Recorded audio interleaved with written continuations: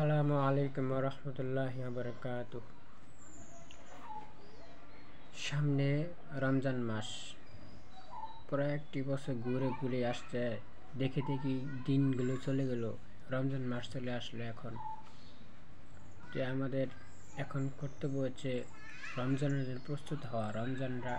রমজানের প্রতিটা রোজা যেন আমরা সঠিকভাবে করতে পারি, সে নিয়ত করা যেন আল্লাহ তাআলা আমাদেরকে প্রতিটা রোজা সঠিকভাবে করতে পারি, সেইভাবে চলতে পারি, নিয়ত করা। রোজার মাস, যে যে ব্যক্তি রোজার মাস পাইল সে খুব ভাগ্যবান হলো। রোজার মাস আসলে বেশি বেশি আমল করা, রোজা রাখলে গুনাহ মাফ হয়, আল্লাহ তাআলার নৈকট্য লাভ করা যায়,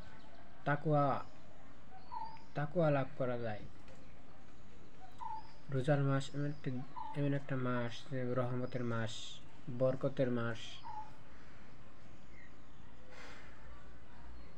বরকতের মাস। এই রোজার মাসে অনেক বরকত থাকে। যারা মুমিন তারা রোজা রাখলে কতটা আনন্দ পায় তারাই জানে। আর যারা মুনাফিক, যারা নামাজ পড়তে চায় না, রোজা রাখতে চায় না, তারা রোজা রাখলেও তারা শান্তি পায় না, মনে মনে শান্তি পায় না। কিন্তু প্রথমে কিছুদিন রোজা রাখে, তারপরে আস্তে আস্তে রোজা ছেড়ে দেয়। 10টা রোজা 15 রোজা রাখলো, তারপরে আস্তে আস্তে ছেড়ে দেয়। পরে আবার চায়ের দোকানে যায়, আবার চা খায় পদ্মার আড়ালে। রোজা রাখে না, রোজা রাখলে রাখে না, নামাজ পড়লে পড়ে না। তো যাই হোক, আমরা সকল মানুষে রোজা রাখবো ইনশাল্লাহ। রোজার দিন আসছে, আল্লাহ তাআলার হুকুম পালন করব। শুধু রোজার মাসে যে নামাজ পড়বো তা না, রোজার মাসে যে শুধু হুকুম পালন করব তা না। এই রোজার থেকে নিয়ত করবো ইনশাল্লাহ, যাতে প্রতিটা বছরে প্রতিটা দিন যেন সুন্দরভাবে রোজা রাখতে পারি, নামাজ পড়তে পারি, সকাল আমল করতে পারি। রমজান মাস আসলে যে আমরা নেককার হয়ে যাই তা কিন্তু না, কিন্তু রমজান মাসে এই উসিলাই, এই নতুন বছরের উসিলাই যেন প্রতিটা রোজা করতে পারি, তারপর সকল আমল সঠিকভাবে করতে পারি, 5 ওয়াক্ত নামাজ সারা বছর পড়তে পারি। সেভাবে চলতে হবে, মনে মনে নিয়ত করতে হবে, নিজেকে পরিবর্তন করতে হবে। নিজে ভালো জিনিস না চিনি, না বুঝি, তাহলে অন্যকেও চিনাই দেবে না। যে